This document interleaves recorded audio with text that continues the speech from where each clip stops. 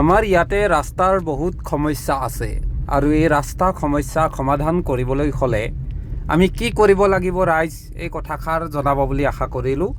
ইমানেই সমস্যা হৈছে, এই সমস্যা সমাধান সূত্ৰ আমি কিন্তু বিচাৰি পোৱা নাই।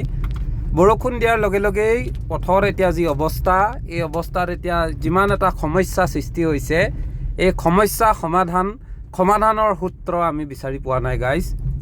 আৰু মই এই শব্দখিনি এনেকৈ এইকাৰণে ব্যৱহাৰ কৰিছোঁ, মোক আপোনালোকে ক্ৰিটিচাইজ কৰিব পাৰে, কিন্তু মোক ক্ৰিটিচাইজ কৰি লাভ নাই। কাৰণ আমাৰ নিৰ্বাচনত এতিয়া বিভিন্ন প্ৰান্তৰ য'ত খিলঞ্জীয়া অসমীয়া অস্তিত্ব নথকা কিছুমান ব্যক্তিয়ে নিৰ্বাচনত প্ৰতিদ্বন্দ্বিতা কৰিছে, আৰু এইখিনি আমি অসমীয়া হিচাপে আমাৰ ক্ষোভ আছে। কিন্তু তাৰ পাছতো ৰাজনৈতিক দলসমূহে কিদৰে বহিৰাগত প্ৰাৰ্থীক নিৰ্বাচনৰ টিকট দিছে, এই কথাবোৰ কিন্তু ভাবিলে বেয়া লাগে, দুখ লাগে। তেওঁলোকে জাতি মাটি ভেটিৰ কথা কয়, কিন্তু তাৰ পাছতে তেওঁলোকে প্ৰকৃত অসমীয়া খিলঞ্জীয়াৰ কথা ভাবিছেনে, অসমীয়া জাতিটোৰ কথা ভাবিছেনে, এইখিনি কিন্তু প্ৰশ্নবোধক চিন আজি আমাৰ মাজত আছে, আৰু যুৱ প্ৰজন্মৰ মাজত এই প্ৰশ্ন সদায় থাকিব। আৰু এই পথটো দেখালোঁ, এইটো হৈছে ধোদৰ আলি।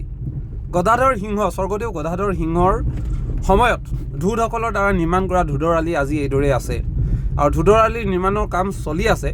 কিন্তু চলি আছে যদিও বৰ্তমান সময়ত বাৰিষা বৰষুণ দিয়াৰ লগে লগে এতিয়া ধোদৰ আলিৰ যিটো অৱস্থা, এই অৱস্থাত আপুনি গাড়ী কোন দিশে চলাব, এইখিনি অলপ মই শুকান পাইছোঁ। কিন্তু তাৰ পূৰ্বে যিখিনি পালোঁ পথৰ দুৰৱস্থা, এইখিনি মন কৰিলে আচলতে বেয়া লাগে।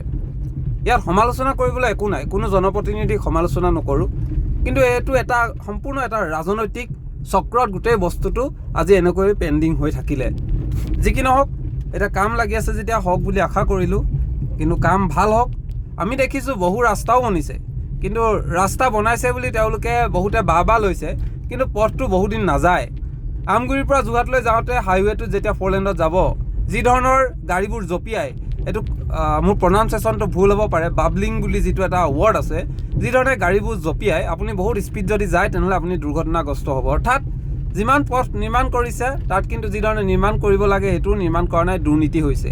সেয়ে ৰাইজে ভাবক, আমি আচলতে পৰিৱৰ্তনৰ নামত সঁচা অৰ্থত সকলোবোৰ আমি বিচৰাৰ দৰে পাইছোঁনে, এইখিনি কথা ভাবিব, আৰু আমাৰ নিজৰ জাতিটোৰ কথাও আমি ভাবিব লাগিব।